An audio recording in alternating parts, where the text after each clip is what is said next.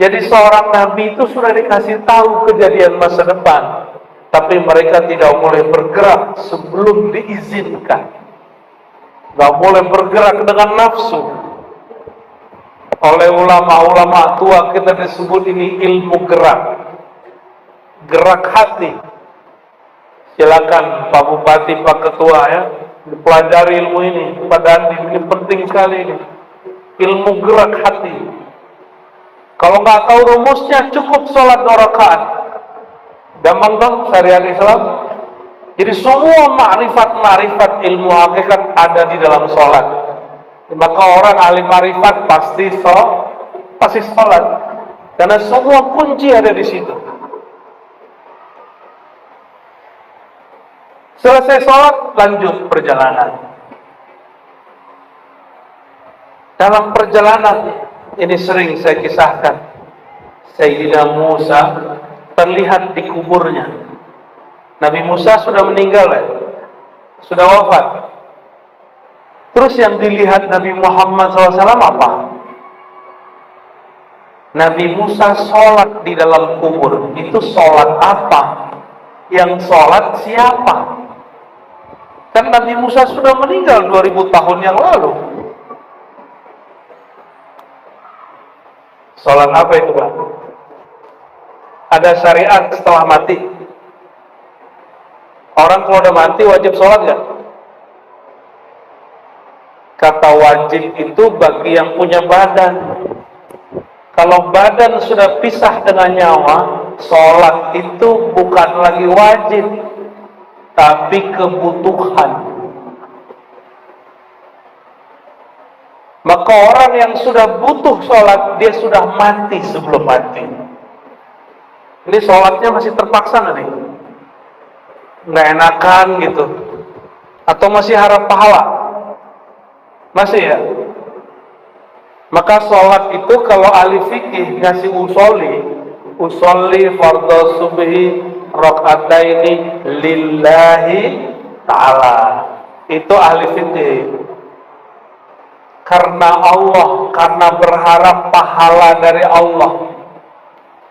Itu ahli fikih. Itu level awam boleh. Mau selama-lamanya jadi orang awam? Mau selama-lamanya jadi orang awam? Mau selama-lamanya kelas 1 SD? Mau naik kelas nggak? Mau naik kelas? Tapi kata kiai nanti bid'ah ini.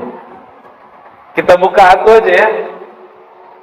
Ada lillah, ada billah.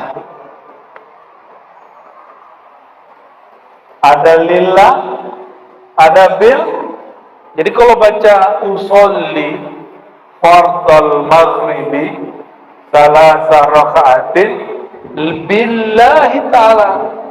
Baca dulu lillahi. Kalau saya baca 3. Lillahi wa billahi. Ada lagi lanjutannya. Ada lagi lanjutan 3 tuh, ada lagi 3 kali 3. Kalau dibaca panjang, baru kita takbir.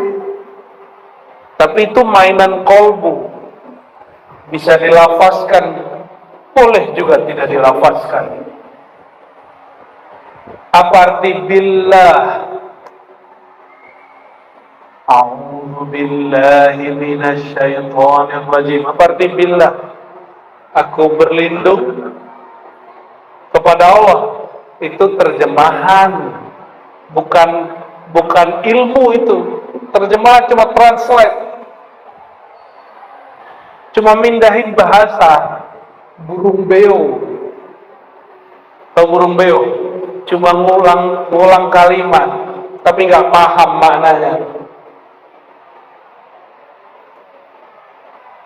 A'udzu, aku kembali berlindung. Kalau dalam bahasa Melayu lama, ini kan pesisir ini orang Dayak Melayu nih ya, benar nggak? Kalau guru kami mati, kita sebut Tuan Syekh berlindung kehadirat Allah. Apa arti berlindung? A'udzu, berpulang.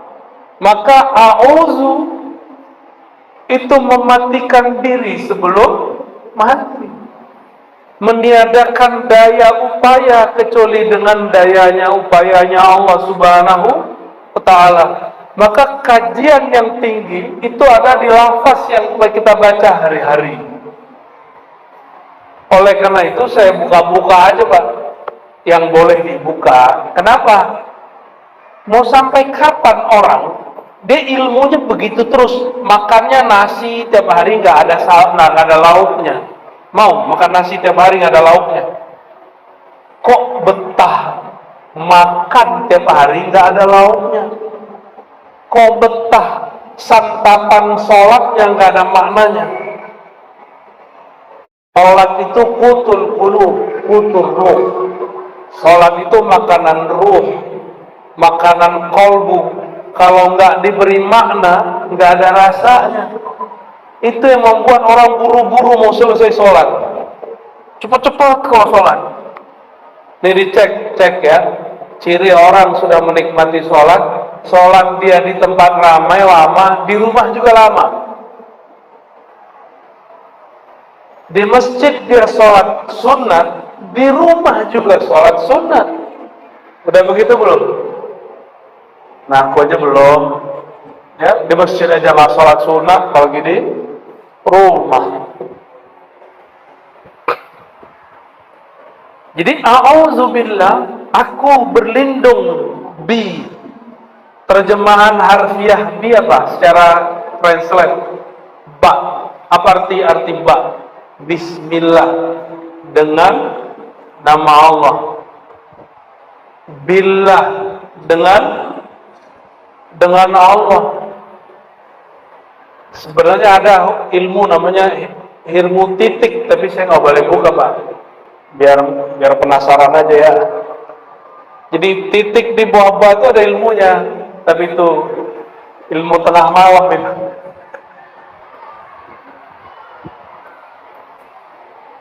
Maka a'udzubillah, aku berlindung menghabiskan semua sifat-sifatku yang nyata hanya sifat Allah. Menghabiskan semua fiil perbuatanku yang nyata hanya perbuatan Allah. Jadi kalau takbir, yang bikin kita bisa angkat tangan siapa?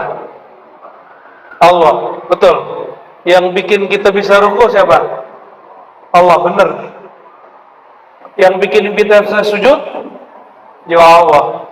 Kalau begitu, pantas nggak gerak-gerak Allah, tubuh milik Allah, nyawa milik Allah, ruh hembusan Allah, lalu minta upah pahala dari Allah?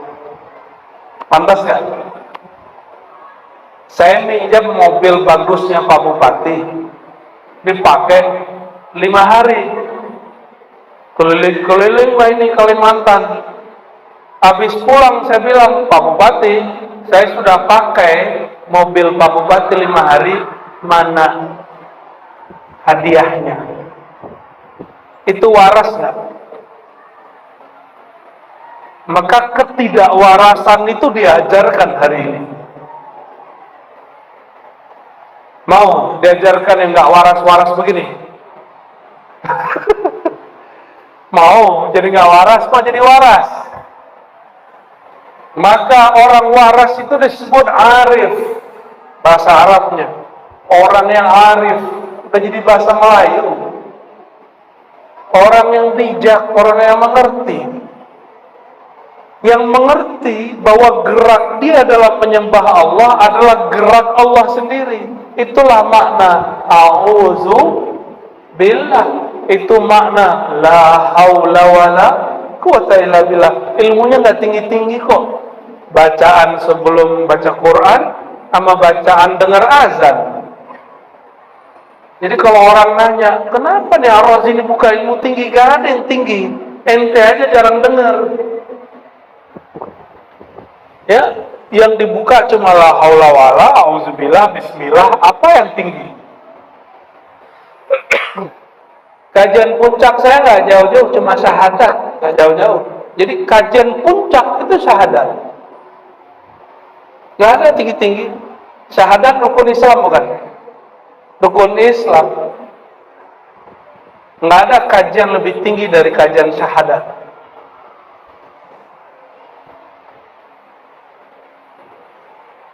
Satu kali Sayyidina Ali, karena kita di awal membicarakan Sayyidina Ali, babul ilm, pintu yang megah dari kota ilmu Rasulullah SAW. Beliau masih muda, tapi pertanyaannya seger.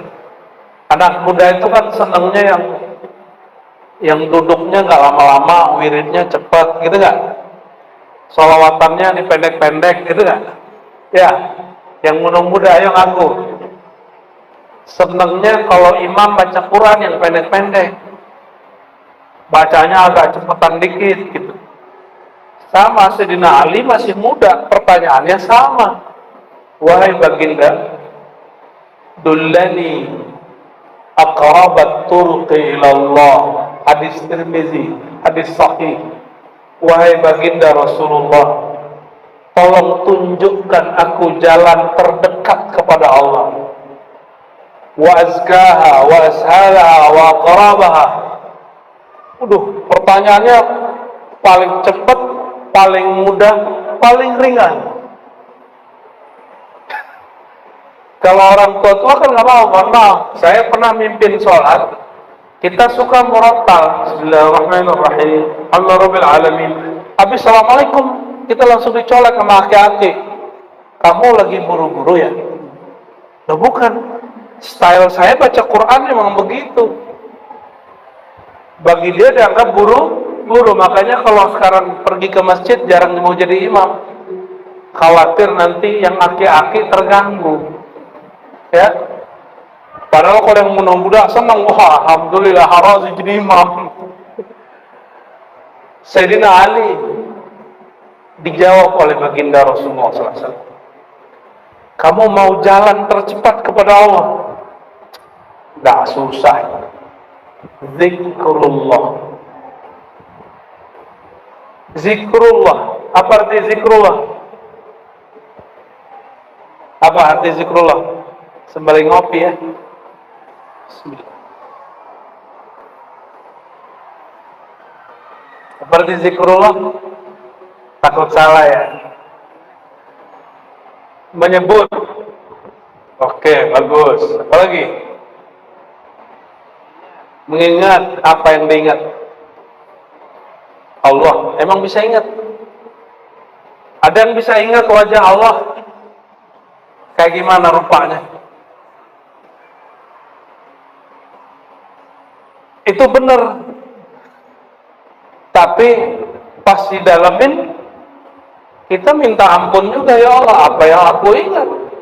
Coba kalau lagi sholat habis takbir ingatnya macam-macam kan? Gak bisa, otak ini gak sanggup ingat Allah.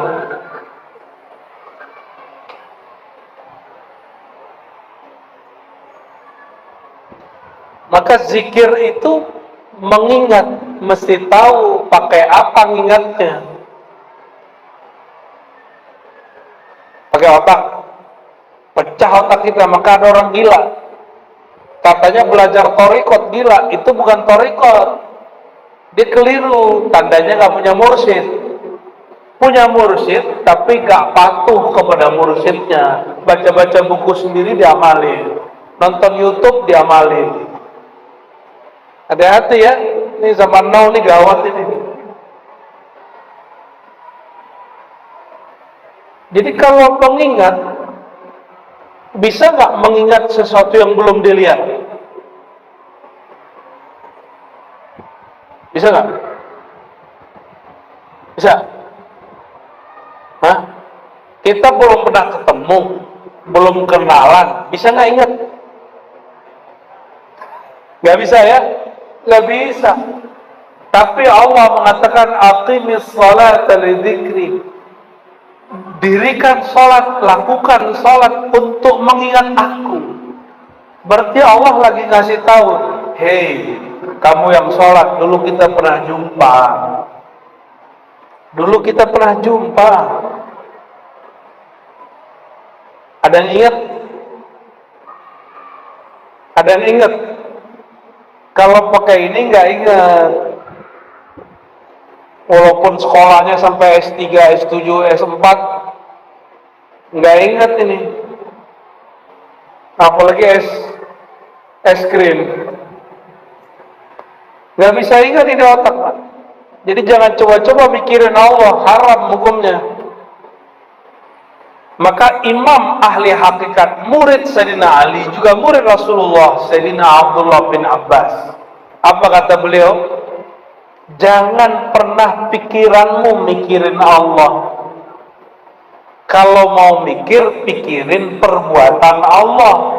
Sifat Allah aja nggak sanggup kita pikirin. Jangan berpikir tentang Allah. Maka Quran perintahnya alam difikirkan, Allah dizikirkan. Alladzina yazkuruna Allaha qiyaman wa qu'udan wa 'ala junubihim wa yatafakkaruna fi khalqis samawati wal ardh.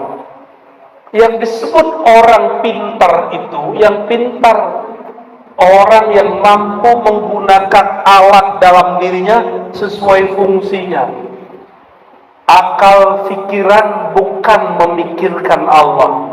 Akal pikiran mikirin alam. Kalau Allah, alladzina yazkuruna Allah, orang yang berzikir mengingat Allah. Pakai apa ingat Allah? Dijawab dalam surat Al-Anfal ayat 2, Ar-Ra'd ayat 28. Ala bidzikrillah tatma'innul qulub. Zikir itu tempatnya di kolbu, bukan di. Terus lisan ngapain? Ini cuma terjemahan hafalan. Mohon maaf kalau di keluarganya terjadi. Ada di keluarganya yang stroke nggak? Stroke? Bukan stroke bayaran, bukan.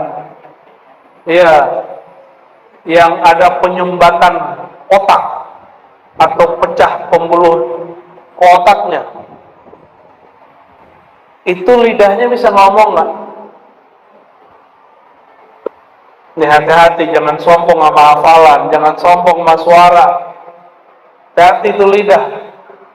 Jangan nyakitin orang selama hidup.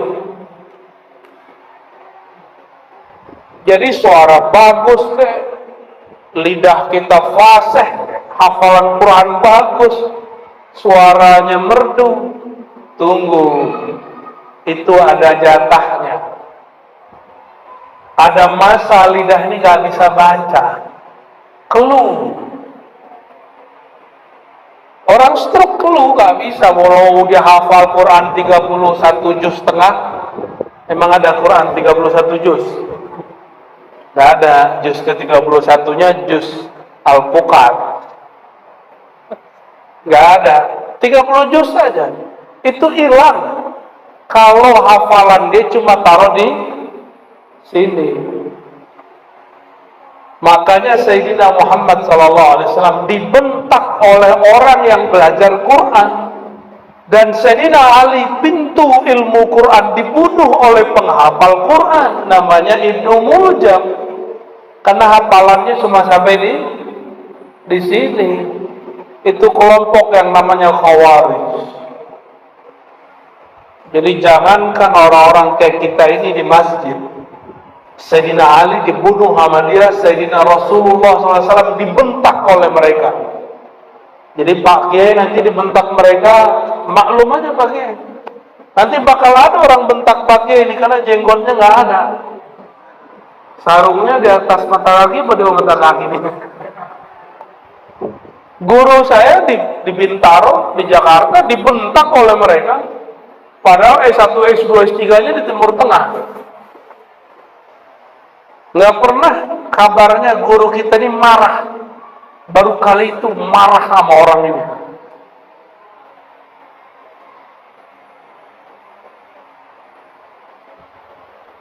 Nah, tapi jangan bahas itu ya. Nanti hot lagi, panas lagi. Jadi siapa yang ingat Allah? Idza dzukirallah wajilat. Jika disebut nama Allah, di mana disebutnya? Di kolbu, baru bergetar kolbunya. Kalau di lidah cuma gini-gini doang. Khawarij hafal Quran cuma sampai di kepala, tembus ke sini tidak.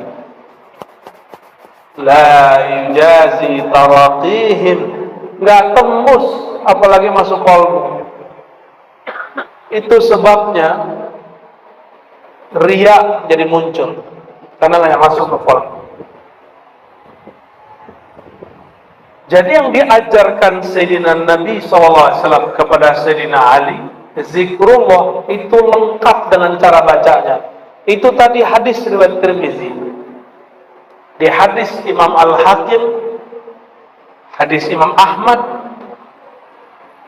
ada juga riwayat-riwayat para ahli musalsal. Kalau kita gabung itu diajarkan cara bacanya. Tapi teknik ini tidak boleh dibagi secara umum.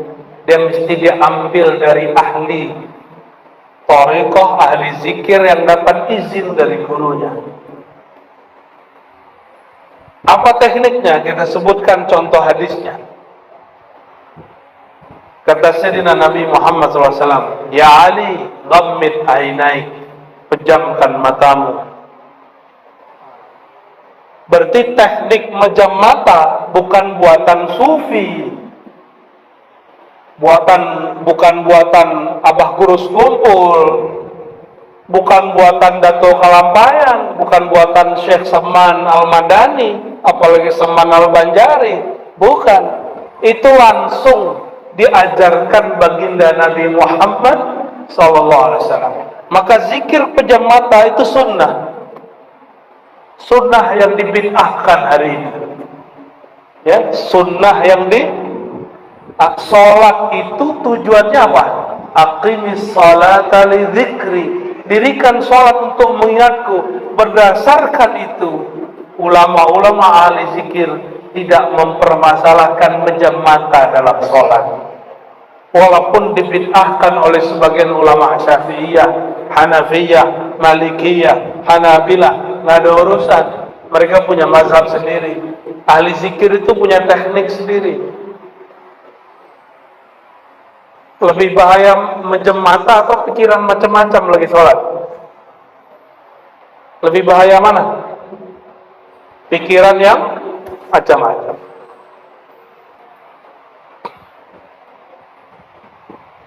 Jadi sudah dapat rumusan, kalau ingat Allah pakai, dan itu mesti diambil dari ahli qalbu, sirnya, rasanya harus dijemput.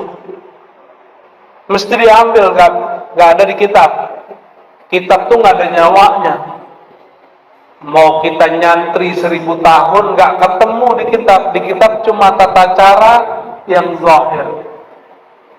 Mesti diambil dari ahlinya, dari orang yang nyambut ilmu itu dari ahli qalbu sebelumnya.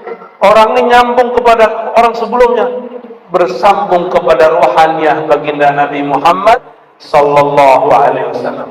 Itulah makna kalam beliau dalam hadis yang sahih, tuba liman ra'ani wa amana bi. Tuba liman ra'ani, tuba sampai 7 kali. Kalau beliau mau sampai berkali-kali. Sungguh beruntung tuba. Tuba itu pohon kemenangan yang Allah ciptakan di surga. Yang kita kalau jalan di bawahnya, itu pohon rindangnya 100 tahun jalan baru nyampe di ujung. Kalau pakai mobil mungkin nyampe 80 tahun kali ya, apa 50 tahun baru nyampe di ujung. 100 tahun jalan, itu pohon baru kita tembus, baru satu pohon. Pohon kemenangan itu naungannya akan meliputi orang yang memandang aku dan percaya kepada aku. Akunya di sini ya nur Nabi Muhammad sallallahu alaihi wasallam. Abu Jahal melihat Muhammad bin Abdullah, tidak melihat Muhammad Rasulullah sallallahu alaihi wasallam. Abu Jahal, Abu Lahab, nah itu paman Rasulullah SAW. Mandang Nabi Muhammad hanya ponaan. Ponaan gua tuh. Ya. Sinting. Masa dulu orangnya lurus, sekarang saking lurusnya sekarang gila. Gitu ngomongnya mereka. Maka di Quran Nabi Muhammad SAW pertama kali dituduh tersihir, mashur. Kedua dituduh penyihir. Yang ketiga dituduh kahin, dukun. Yang keempat dituduh majnun, gila. Itu tahapannya beliau. Kalau digabung di semua, dolalin mubin, dituduh sesat. Intinya difatwain sesat sama orang semasanya. Nah, ini kabar buruk nih ya. Semoga negeri kita aman dari begitu, Pak Ketua MUI ya, pengurus MUI. Jangan suka-suka memfatwakan orang sesat. MUI diciptakan bukan untuk memfatwakan orang sesat, tapi untuk membina umat. Sepakat? Maka kita sangat menentang kalau MUI suka fatwa-fatwain orang. Itu sama kayak negeri jiran itu sebelah. Beda paham dikit fatwa. Beda fatwa cabut tauliah. Tahu tauliah? Izin mengajar. Alhamdulillah negeri kita nggak begitu ya. Alhamdulillah. Ya kalau di negeri kita, ini kalau ada di jiran nih, kayak Guru Abbas tuh langsung dilarang ngajar itu. Serius. Karena buka kajian Ma'rifatullah, Ma'rifatul Rasul. Kayak Abah Guru Kumpul dilarang itu.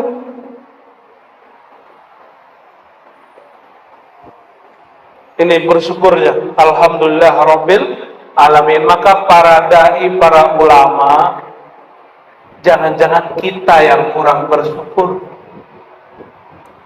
Bisanya ngeritik pemimpin, tapi kurang bersyukur kepada Allah.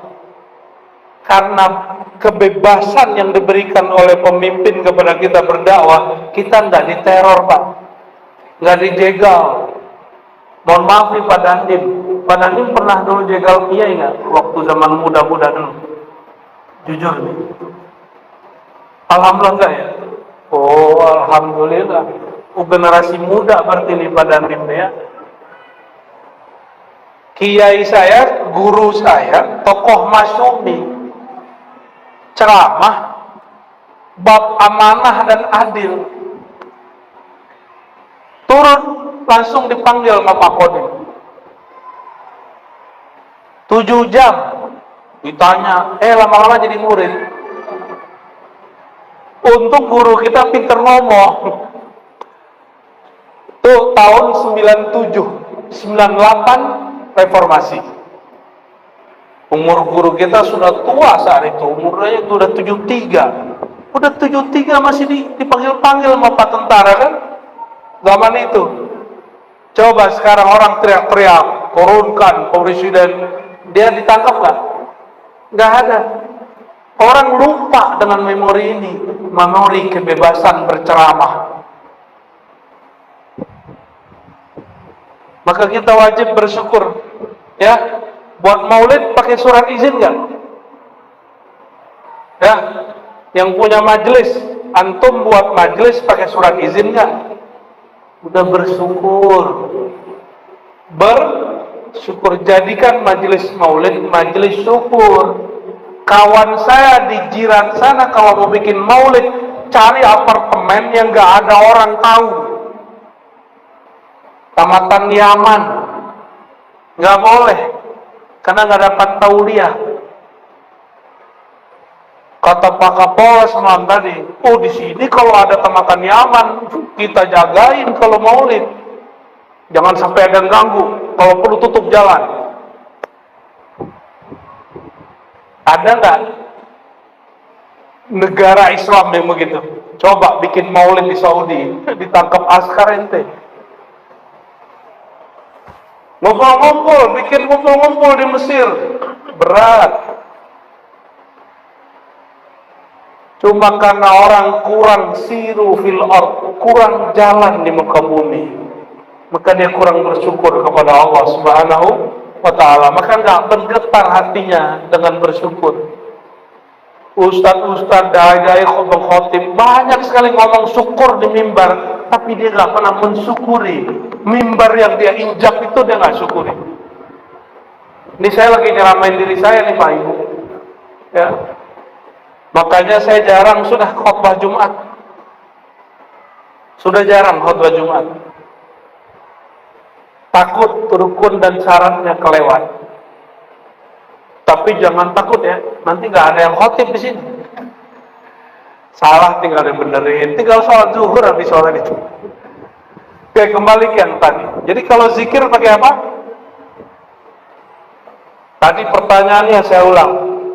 Zikir mengingat. Oke. Kalau belum jumpa bisa ingat? Berarti perintah zikir Allah perintahkan di Quran karena Allah ingin ngasih tahu, hei hambaku, kita dulu pernah jumpa. Sekali jumpa, selama-lamanya pasti jumpa. Gimana? Udah jumpa sama Allah? Bingung kan? Karena pakai ini. Kalau jumpa dengan kekasih, deg-degan kan? Sayyidina Abu Yazid Al-Bustami sezaman dengan imam-imam al-hadis, kalau mau sholat dadanya deg-degan, bukan takut tapi rindu. Dia rindu. Ada yang sholat rindu, kalau perlu sholatnya cepat-cepat ya.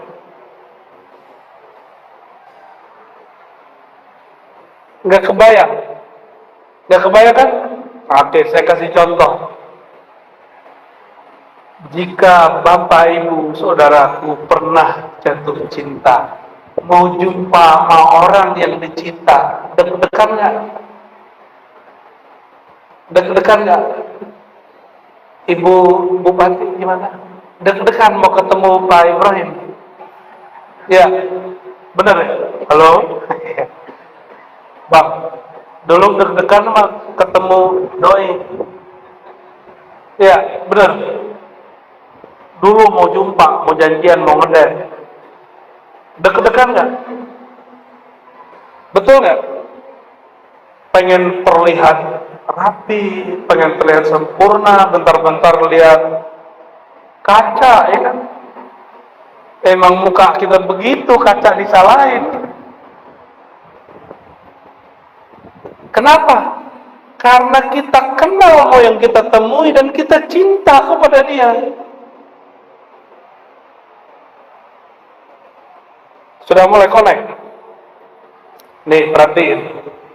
Semua keindahan di alam, kecantikan wajah perempuan, ketampanan wajah laki-laki, itu cuma 0,0 dari percikan keindahan Jamalul Mustafa sallallahu alaihi wasallam.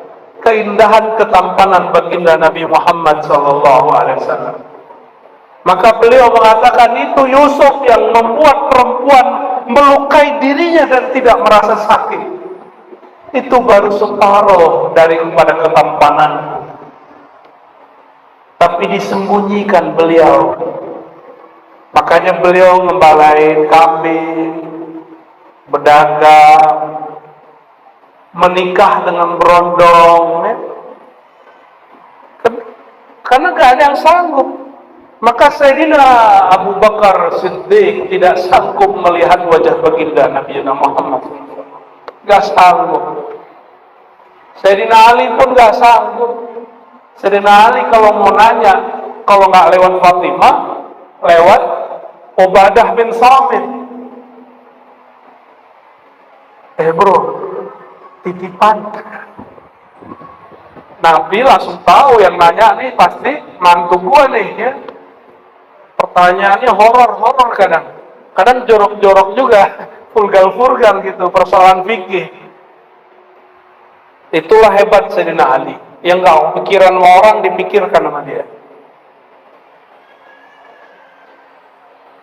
Maka beliau mengatakan semua keindahan yang ada di semesta itu dari keindahan wajahnya sallallahu alaihi wasallam. Maka kita selalu manggilnya ya Jamal, ya Zal Jamal. Itu sebabnya Pak. Jujur aja, kalau habaib lebih cakep dari kita kan rata-rata. Ya, bener ya. Kulitnya lebih bersih gitu ya. Tapi karena tinggal di Kalimantan gosong juga. Ya Bib ya. Coba sama samping tuh kan beda tuh.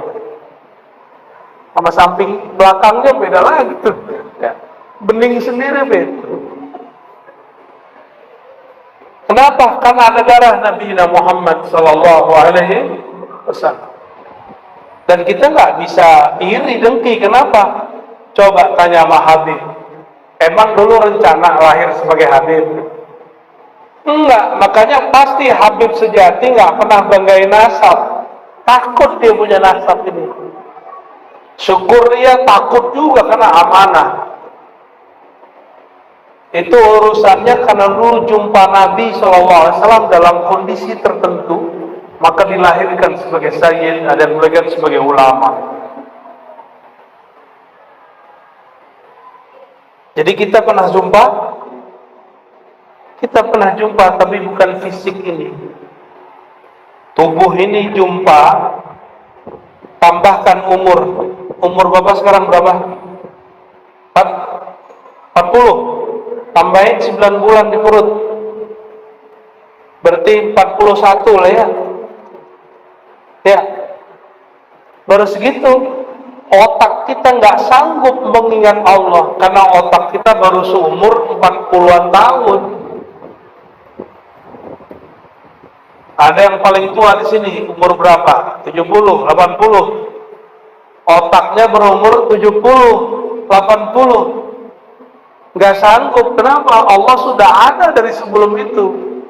Allah wujud qidam, maka Allah itu qadim.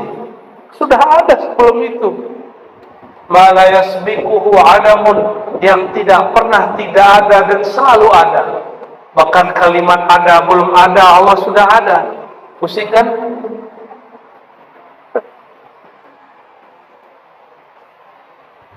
Kalau pusing pulang aja ya.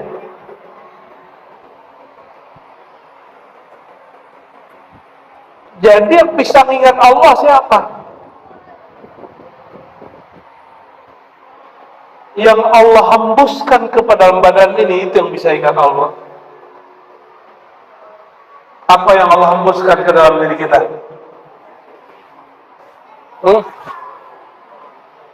Ruh penyawa. Ruh penyawa. Ruh. Nafakhtu fihi min ruh. Aku hembuskan kepadanya sebagian dari rohku. Rohku bukan zatku. Jadi jangan salah paham. Allah tidak pernah membagi zatnya ke kita, nggak pernah. Yang dibagiin ke kita hembusannya. Ruh itu menjadi akar kata dari semua kalimat kasih sayang. Rahmat, Rahman, Rahim, rahmatan lil alamin. Maka orang kalau punya rohani pasti ada kasih sayang di kalbunya. Ada seorang sahabat datang kepada baginda SAW. Ya Rasulullah, hatiku keras, gak bisa zikir. Apa kata Nabi SAW? Kamu cari orang yang hidupnya paling susah, bapaknya gak ada, emaknya gak ada. Santuni dia, peluk dia, usap kepalanya. Dia datangin itu anak yatim piatu, dia usap, dia santuni, dia peluk, baru dia ingat, oh ini Rahman Rahimnya Allah Subhanahu wa Ta'ala. Jadi zikir itu nggak hanya di atas sajadah, ada zikir amali, zikir beraktivitas. Nih yang susah-susah nih kolbunya nggak bisa zikir, cari orang hidupnya paling susah, bantu dia. Nanti minta doa sama orang itu, coba rasakan getaran doanya, nanti berasa.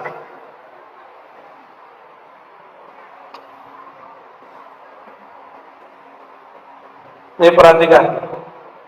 Ini saya sering sampaikan ayatnya, cuma terjemahan malam ini beda dikit. Wa mimma razaqnahum yunfikun, dari yang kami rezekikan, sebagian yang kami rezekikan mereka infakkan, mereka bagi. Infak itu artinya apa? Bagi. Rezeki itu ada dua, ada rezeki zahir, ada rezeki batin. Nikmat itu ada dua, nikmat zahir, nikmat batin. Nikmat yang diberikan kepada Pak Bupati, Pak Ketua DPR apa? Pak Dandim apa? Pak beliau-beliau ini nikmat zahir. Maaf ya Pak ya, nikmat zahir itu. Nikmat yang diberikan kepada ahli ilmu, nikmat apa? Nikmat batin. Maka Sayyidina Ali waktu ditanya, kamu pilih aku kasih harta atau pilih kasih ilmu? Jawabannya apa? Ilmu. Karena kalau harta di Tuban ada perusahaan baru minyak, ada orang Tuban sini, waktu pembebasan tanah itu mendadak jadi miliarder, mendadak beli mobil padahal belum punya SIM. Setelah 2 tahun, tadinya musim punya mobil, sekarang musim jualan mobil. Ya, mungkin mereka sudah mulai paham ilmu Sayyidina Ali, bahwa kalau duit mau sekian M pasti habis. Apalagi buat kampanye, pasti habis. Tapi kalau ilmu gak pernah habis.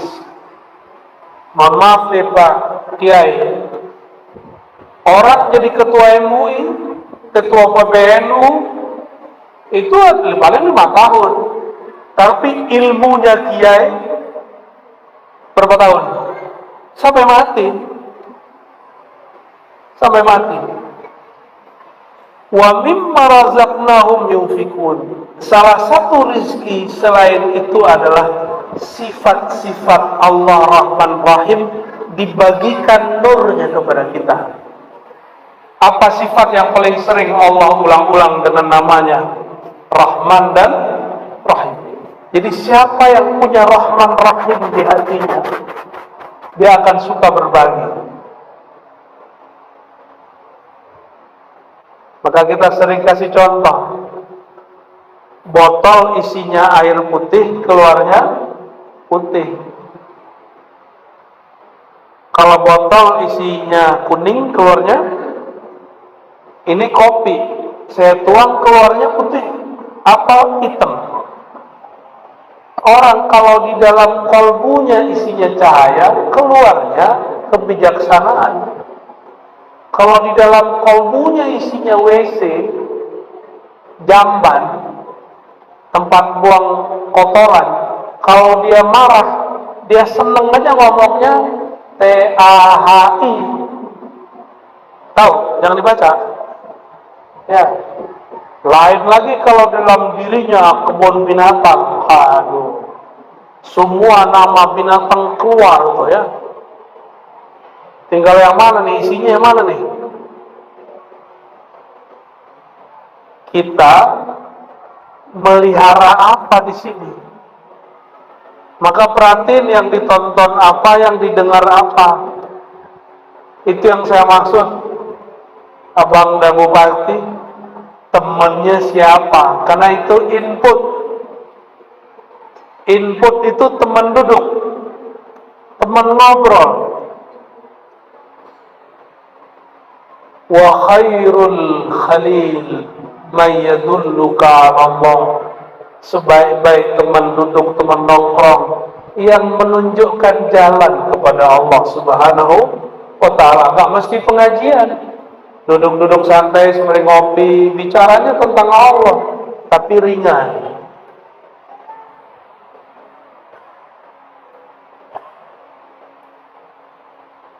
Satu kali Nabi Muhammad SAW, hadis Sahih Bukhari,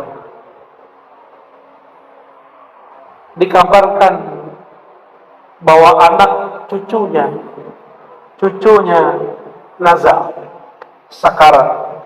Maka beliau datang. Dan beliau melihat cucunya sakarat, beliau menangis. Sahabat nanya, ini kelasnya orang Arab nih, udah ketemu Rasulullah SAW masih keras. Apa kata dia? Ya Rasulullah, apa-apaan ini? Kok engkau menangis? Dan jawaban Nabi ngena. Jawabannya langsung menghajar isi kalbu dia. Apa kata Nabi Muhammad SAW? Zalika tilka rahmatun wada'aha fi qulubin man sya'a min ibadihi. Hadis sahih ini. Itulah kasih sayang Rahman Rahimnya Allah, yang Allah titipkan nurnya di dalam dada hamba yang dia kehendaki, yang dia pilih. Maka saya yakin yang hadir malam ini itu orang yang dikehendaki dapat nur Rahman Rahim Allah. Amin ya Rabbal Alamin. Maka nanti kalau ada kucing jangan ditendang Pak ya, apalagi kalau anak berisik di masjid, jangan ditendang, dididik ya. Rasulullah SAW lagi khutbah, tiba-tiba Sayyidina Al-Hasan Husain lagi main, dipeluk, beliau turun, dipeluk, bahkan dibawa ke atas mimbar. Apa kata beliau? Ini dua orang ini sayyidah syababi ahli jannah, pemimpin pemuda di surga. Ada orang tua nggak di surga? Nggak ada kan? Berarti semuanya pemuda. Nah, maka Abah tenang Mbak ya, tenang Pak ya. Yang sudah berumur di atas 40 tenang. Nanti kita seumuran semua. Cuma kalau di sini kita beda umur, beda jatah, beda nasib. Di sana kita seumuran semua. Seumur dengan Nabiullah Isa diangkat. Cari sendiri umur berapa beliau diangkat. Seger. Siapa pemimpinnya? Sayyidina Al-Hasan, Sayyidina Al-Husain. Kira-kira kalau anaknya begitu, bapaknya gimana Sayyidina Ali? Bapaknya pemimpin. Sallallahu alaihi wasallam.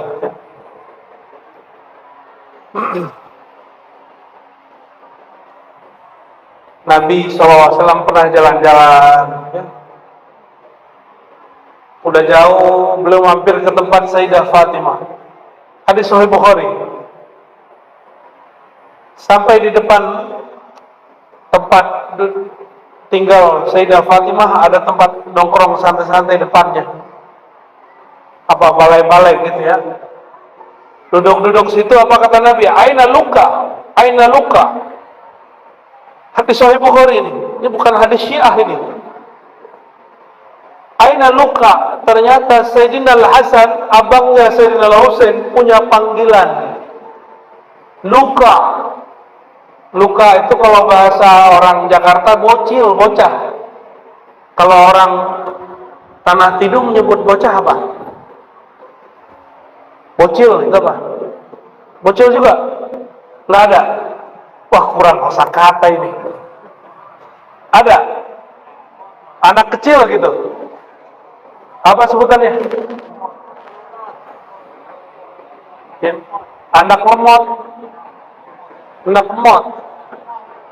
Lucu juga ya. Jadi Nabi SAW duduk-duduk sekedar nyapa cucunya. Aina luka.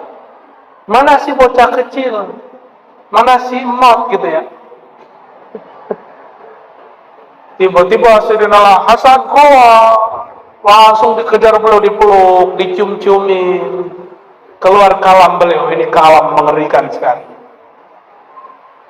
Ya Allah, kata beliau, inni uhibbu, aku cinta kepada Hasan. Fa'ahibba man yuhibbu, maka cintai siapa yang mencintai Al-Hasan. Maka qulu, katakan, ya Rabb, inni uhibbu Sayyidina Al-Hasan. Coba baca. Ya Rabb, inni uhibbu Sayyidina Al-Hasan. Ya Allah, aku cinta Sayyidina Hasan. Itu bukan Syiah, itu ajaran Ahlussunnah yang sekarang disembunyiin orang. Itu mencintai Ahlul Bait Nabi sallallahu alaihi wasallam, Hasan dan Husain Fatimah. Orang takut dituduh Syiah, takut dituduh sesat, tapi dia tidak takut di hadapan Nabi Muhammad sallallahu alaihi wasallam. Malu dituduh Rafidhi, Syi'i, tapi dia tidak takut tidak dipandang oleh Sayyidina Muhammad sallallahu alaihi wasallam. Akhirnya Imam Nasai nulis kitab sendiri, Fadail Ali, keutamaan Sayyidina Ali. Habis itu disiksa, masuk penjara. Bayangin, Imam Ahlus Sunnah di zaman Salafus Soleh yang disebut zaman kejayaan, itu nulis Fadilah Ali, masuk penjara. Imam Ahlus Sunnah itu. Di Indonesia, alhamdulillah, kita bebas, kita buat maulid. Bahkan yang nulis maulid tiba dituduh Syiah. Ternyata bukan Syiah, orang salah paham. Ya. Penulis Barzanji dituduh Syiah, dia bukan Syiah, dia Ahlus Sunnah wal Jamaah. Bagian terakhir yang mau saya sampaikan.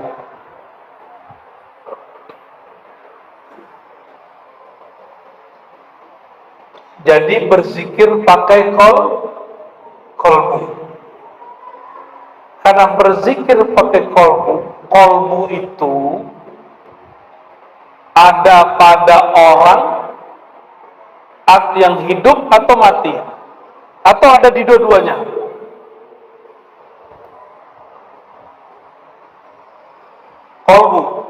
Kolbu ikut mati nggak waktu orang mati? Kolbu ikut mati saat orang mati? Itulah yang dilihat Sayyidina Muhammad SAW waktu Sayyidina Musa sholat di kuburnya, padahal badannya sudah mati. Kolbunya, rohnya masih utuh. Maksud saya menyampaikan ini, Bapak saudara saudariku, Bapak Ibu, umur ini ada jatahnya. Syukur-syukur umurnya panjang. Kata Nabi Muhammad SAW, umur umatku, umur ummati ma baina sittin ila sab'in wa qalilun ma yujawiz dzalik. Hadis Sahih Bukhari. Umur umatku hanya antara sittin dan sab'in, antara 60 sampai 70, sedikit yang lewat 70. Ayah saya, abah saya, Khalifah Thariqah Naqsyabandiyah, wafat umur 67, nggak nembus 70.